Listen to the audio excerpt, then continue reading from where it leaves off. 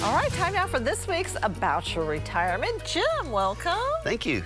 All right, this week a viewer asks, Jim, my 88-year-old father continues to remain in his home, but he seems so different since my mother passed away last year. Your shows on loneliness and depression have now caught my attention. I am worried about him. What are those signs of depression you have talked about in the past? And we were talking, this is probably especially important now following the pandemic, and Yes. a lot of the older folks, didn't have a lot of visitors and everything. That's because right. they were so concerned about their safety. That's right. They couldn't get out like they were used to and all that.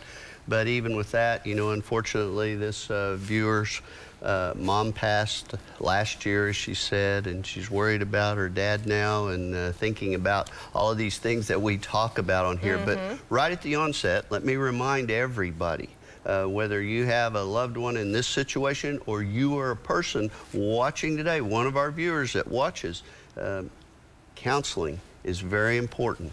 Good professional therapists can help you get a grip on this if you are into this loneliness or depression state. And there's also medications that can help you temporarily too. So even online, right? Even online if you don't want to get out. Yes, yes. Sure. They're doing Zoom counseling sessions even. So let's talk about some of the quick signs. I call these my quick signs. It's very evident that something's going on. Remember, it's okay to live alone, but not be lonely. If you're lonely, that's a stepping stone to depression. One of the first signs is withdrawn.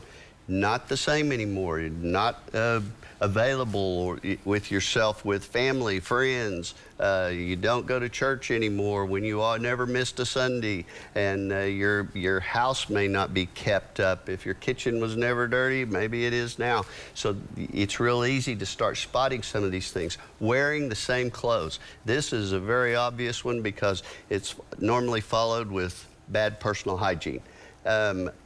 Eating changes from overeating to not eating enough, sleeping problems, from not sleeping enough to oversleeping, and you can see if you're oversleeping, then you're obviously not eating enough. And so these things will tie together to make it easy to recognize. But these are the quick signs. There's several more, and but the important thing is we've already in the past in Oklahoma had a high suicide rate. Depression leads to suicide in many cases, and I know there's a lot of talk about our suicide rate from the pandemic, even in children now. And so, but pay attention to this because we were like 7th in the nation before the pandemic in the number of suicides in Oklahoma age 65 and up. And so I want to present the suicide hotline. It is 1-800-273-TALK, T-A-L-K.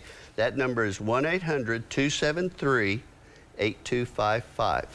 Jim, thank you. And of course, don't forget you can get more retirement advice on Jim's other show. Make sure you watch Baby Boomers in Action every weekend on News 9 and News 9 Plus. And for more information, visit news9.com/retirement.